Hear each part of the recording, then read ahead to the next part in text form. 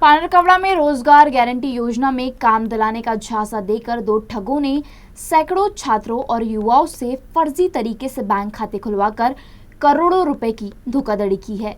इस मामले में 54 गांव के 10 युवकों ने पांडरकवड़ा पुलिस स्टेशन में शिकायत दर्ज करवाई। शिकायत में बताया गया कि मयूर राजेश चौहान और मनोहर राठौर नामक दो व्यक्तियों ने रोजगार हमी योजना के तहत काम देने का लालच देकर इन छात्रों के बैंक में खाता खुलवाया। आरोपियों ने खाता खुलवाने के लिए छात्रों को पैसे भी दिए और महाराष्ट्र बैंक पांडरकवड़ा शाखा में उनके नाम से खाते खुलवाए। आरोपियों ने छात्र से नए सिम कार्ड खरीदवा कर बैंक खातों से लिंक कर दिए और फिर वह सिम कार्ड, पासबुक और एटीएम कार्ड खुद के पास रख लिए। धीरे धीरे छात्रों को संदेह हुआ और कुछ ने बैंक जाकर अपने खातों की जानकारी ली तो पता चला कि उनके खातों से लाखों रुपए का लेन देन हो चुका है। जब दो छात्रों ने अपने खातों में कुछ पैसे निकालने की कोशिश की तो उन्हें 1 जुलाई को अज्ञात गांव से आए 4-5 बाउंसरों ने पकड़कर धमकाया, जिससे वे डर गए और किसी को कुछ नहीं बताया। लेकिन जब ये चर्चा गाँव में फैलने लगी तब अन्य युवक सतर्क हुए और आरोपियों पर नजर रखने लगे। मयूर चौहान की आर्थिक स्थिति सामान्य थी, परंतु हाल ही में उसके पास एक 2 पहिया और एक 4 पहिया वाहन खरीदा। इसके साथ ही कुछ युवा को गोवा हवाई यात्रा पर ले गया था, जिससे संदेह और गहरा हो गया। पालकों के निर्देश पर छात्रों ने पुलिस थाने में शिकायत दर्ज करवाई। बताया जा रहा है कि यह धोखाधड़ी सिर्फ 54 गाँव तक सीमित नहीं बल्कि आसपास के गाँव में भी इसी प्रकार की धोखाधड़ी की गई है। अब तक लगभग 200 छात्रों के नाम पर फर्जी खाते खोले जाने की आशंका जताई जा रही है। मामले की गंभीरता को देखते हुए पुलिस ने साइबर सेल की मदद ली और जल्द ही आरोपियों के खिलाफ मामला दर्ज कर जांच शुरू करने की बात कही है। पांडरकवड़ा पुलिस ने अपील की है कि यदि किसी और युवक के साथ भी ऐसा हुआ तो वे आगे आकर शिकायत दर्ज करवाएं ताकि दोषियों को सख्त सजा दी जाए।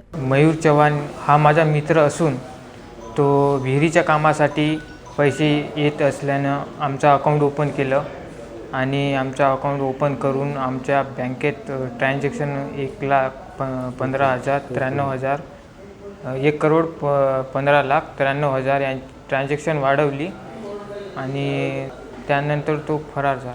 नेमकं माहीत असं झालं की त्याची आर्थिक परिस्थिती खराब असून सुद्धा पण तो एरोप्लेननं येणं जाणं आणि दूर शहरात फिरणं तसं होऊ लागला गावात। तर आम्हाला कळलं की त्यांच्या घरी त्यांची आर्थिक परिस्थिती खराब आहे, तरीही त्यांनी एरोप्लेननं फिरत आहे। मग आम्हाला माहीत होतं की आमचं अकाउंट ओपन केलं तर आम्ही ट्रान्झॅक्शन काढलं, त्याच्यावरून आम्हाला माहीत झालं की आमचं ट्रान्झॅक्शन एवढं वाढलं आहे बा। पांडरकवड़ा तालुक्यामध्ये नुकतेच एक फार मोठे स्कॅम, हजारो करोडचा स्कॅम झालेला आहे। त्या स्कॅम अशा पद्धतीनं आहे की एक चंद्रपूरचा नावाचा एक राहुल शेडमाके म्हणून आहे।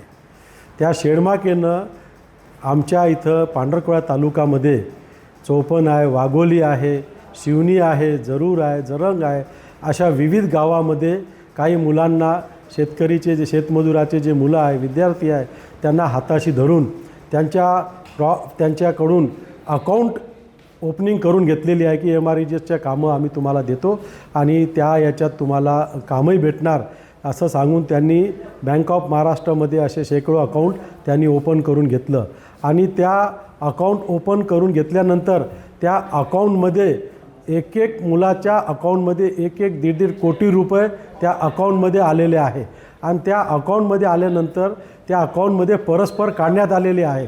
म्हणजे सांगायचं तात्पर्य आहे किंवा इतक्या मोठ्या पद्धतीनं पैसा आलं कुठून आणि काढत कोण आहे हे अनविज्ञ, यांना काहीच माहीत नाही। जेव्हा मी काल स्वतः बँक ऑफ महाराष्ट्राचे शाखा व्यवस्थापककडे गेलं आणि त्यांच्याशी विचार करण्यात आली तर त्यांनी आम्हाला सांगितलं यांच्या नावावर 1 कोटी 50 लाख 25 लाख 2 कोटी अशा विविध आकडे आम्हाला सांगितलं।